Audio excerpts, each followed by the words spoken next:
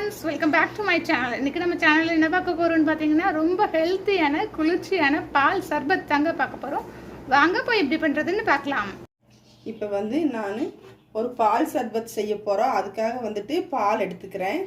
ஒரு 1.5 லிட்டர் அளவுக்கு பால் ஒரு பாத்திரத்துல நம்ம இப்போ ஊத்திக்கலாம். ஒரு நல்ல திக்கான பால். இதுல தண்ணி எதுவும் நாங்க சேர்த்துக்கல. அப்படியே வாங்கின பால், திக்கான பால்.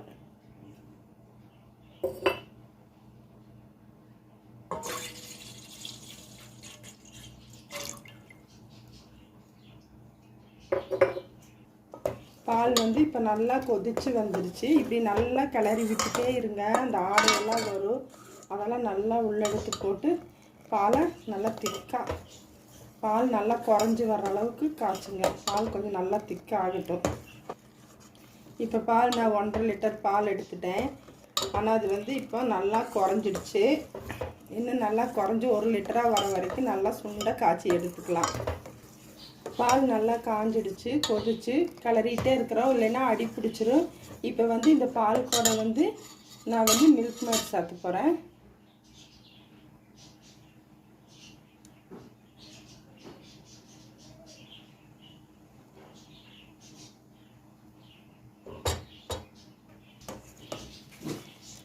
இப்போ பால் மில்க் மேட் சேர்த்துன முன்னாடி பால் நல்லா கொதிச்சிச்சு.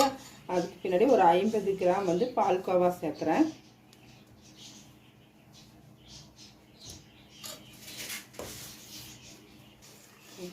இப்போ பால்கோவா நல்லா கரைஞ்சிடுச்சு. நான் ஸ்வீட் பால்கோவா தான் போட்டிருக்கேன்.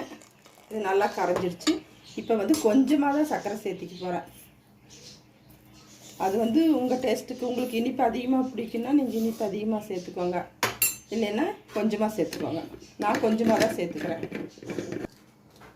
நான் இதில் லைட்டாக குங்குமப்பூ சேர்த்துக்கிறேன்.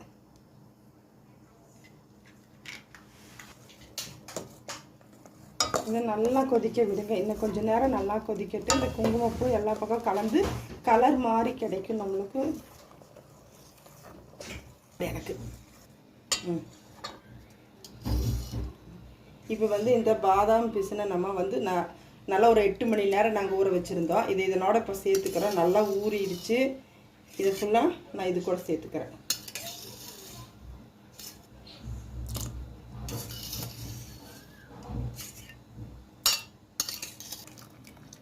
அடுத்தது இதனோட சப்ஜா சீடு. இது ஒரு 15 நிமிஷத்துக்கு முன்னாடி தான் ஊற வச்சுருந்தோம். இதையும் இதனோட சேர்த்துக்கலாம்.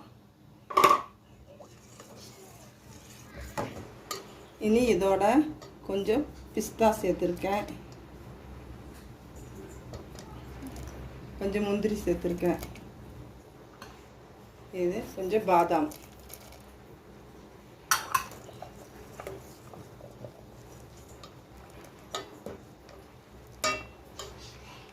ரெண்டு நிமிஷம் போல் நல்லா கொதிக்கட்டும்.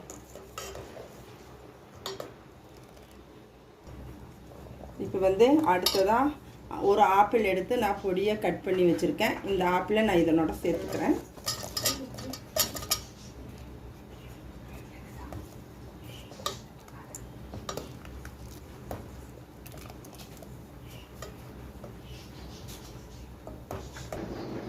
இப்போ பால் சர்பத் ரெடி ஆயிடுச்சு. இதில் உடம்புக்கு ரொம்ப குளிர்ச்சியான பாதாம் பிசின்னு எல்லா வகையான நட்ஸும் நாங்கள் சேர்த்திருக்கோம். இது நீங்களும் உங்கள் வீட்டில் செஞ்சு பார்த்துட்டு இது உங்களுக்கு பிடிச்சிருந்தா லைக் பண்ணுங்கள், ஷேர் பண்ணுங்கள், சப்ஸ்கிரைப் பண்ணுங்கள். அப்படியே கீழே இருக்கிற பெல் பட்டனையும் கொஞ்சம் ப்ரெஸ் பண்ணுங்கள். நன்றி, வணக்கம்.